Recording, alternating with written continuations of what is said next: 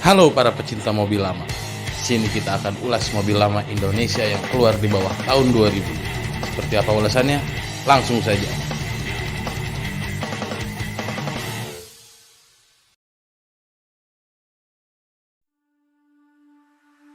Daihatsu TAF pertama kali diluncurkan pada tahun 1976 dengan munculnya TAF F10 yang bermesin bensin 4 silinder 1000 cc. Untuk versi awal ini dijuluki sebagai TAF kancil karena ukurannya yang mungil namun mesinnya bandel.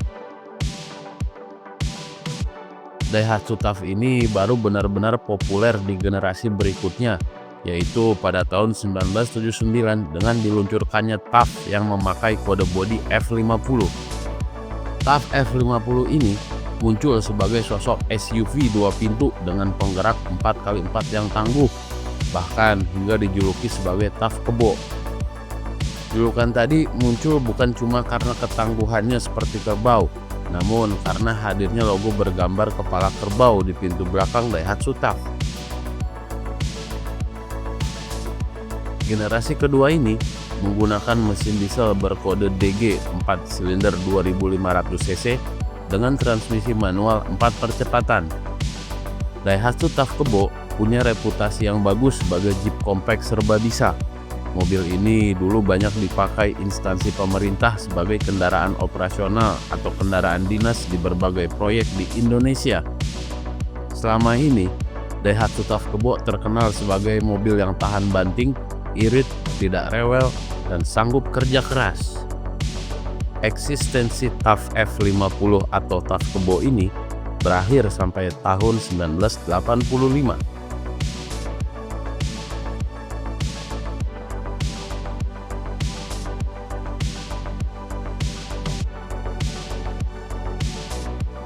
Daihatsu TAF generasi ketiga dengan kode bodi F70 diluncurkan oleh Daihatsu di Indonesia pada akhir tahun 1985.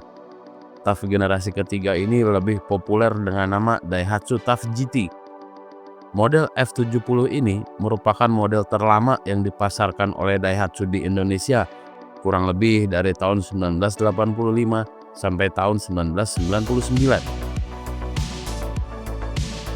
Pada bagian mesin yang digunakan pada TAF F70 edisi pertama tahun 1985 sampai sekitar tahun 1989 memakai mesin diesel 4 silinder 2800 cc dengan kode DL41 yang memakai timing chain. Lalu pada tahun 1989 mesin DL41 ini digantikan dengan mesin diesel 4 silinder 2800 cc dengan kode DL42 yang memakai timing belt. Pada generasi ini, Daihatsu juga meningkatkan kemampuan pengereman menggunakan rem cakram di roda depan, sedangkan roda belakang masih menggunakan tromol. Dan untuk meningkatkan kinerja rem, Daihatsu juga memberikan booster rem yang lebih mumpuni sehingga makin nyaman digunakan. Sementara pada bagian suspensi, F70 menggunakan per daun dengan rigid axle. Daihatsu TAF F70 ini terdiri dari dua jenis, short wheelbase dan long wheelbase berwujud pickup. Dikarenakan pajak kendaraan 4x4 di Indonesia dimahalkan pada tahun 1984 dengan dalih mobil 4x4 banyak dipakai untuk pribadi, membuat ATPM menghadirkan varian 4x2 atau Jeep banci agar harganya tetap murah dengan diluncurkannya Daihatsu Highline.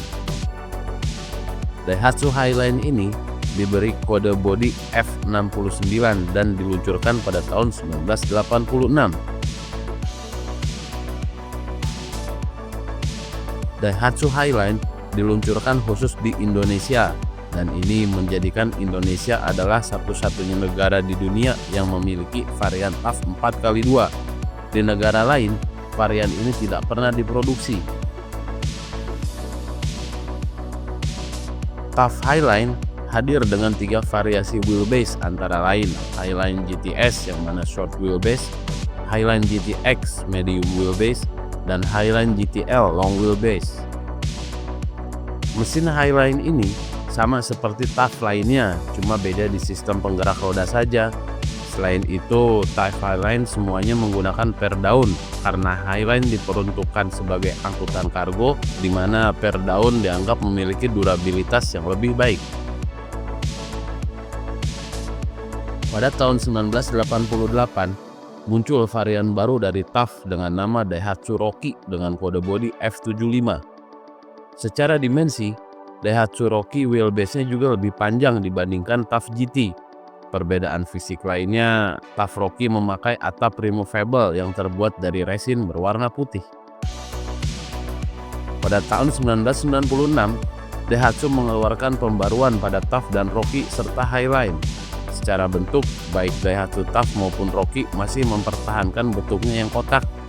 Perbedaan utama pada TAF yang kemudian disebut TAF GT adalah penggunaan suspensi depan independen dengan torsi bar dan rigid axle dengan coil spring di belakang. Karena memakai suspensi independen, TAF GT ini kemudian populer dengan sebutan TAF Independent. Kode bodi untuk TAF Independent ini adalah F73. Sama seperti TAF GT, Daihatsu Rocky juga mendapat update suspensi yang sama pada tahun 1996. Dan kode bodi untuk Rocky dengan suspensi independen ini adalah F78. Dilahirkan sebagai mobil penjelajah hutan, maka jangan harap TAF dan Rocky dibekali banyak fitur canggih yang malah menyusahkan dikala rusak atau dipakai dengan kasar. Mobil ini tidak ada power window, tapi setidaknya mobil ini sudah ada power steering, central lock, dan AC. Kelebihan Daihatsu TAF secara umum adalah cukup irit solar, tenaga yang berlimpah, part dan perawatannya yang sangat mudah, dan tentu saja penggerak 4 rodanya. Untuk versi independen, kenyamanannya sudah jauh melebihi Jeep yang beredar di Indonesia saat itu. Dan khusus untuk Rocky, dengan posisi duduk penumpang menghadap depan akan jauh terasa lebih lega.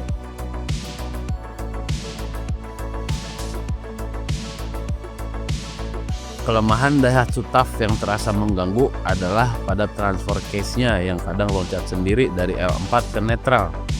Selain itu, ciri khas mobil Daihatsu zaman dulu, plat bodinya termasuk tipis dengan anti karat yang kurang bagus, sehingga tidak jarang menemukan bodi mobil ini berkarat dan kropos. Dan yang terakhir, kabin belakang yang sempit untuk TAF dan akses keluar masuk penumpang belakang yang agak ribet untuk Rocky. Karena pada mobil Rocky ini hanya ada 3 pintu saja. Untuk masalah harga mobil ini termasuk dalam kategori tinggi. Untuk TAF generasi pertama dan kedua, harganya mulai dari 80 juta. Sedangkan untuk generasi ketiga atau F70, harganya dari 80 sampai 150 juta. Bahkan untuk kondisi istimewa, harganya bisa di atas 200 juta.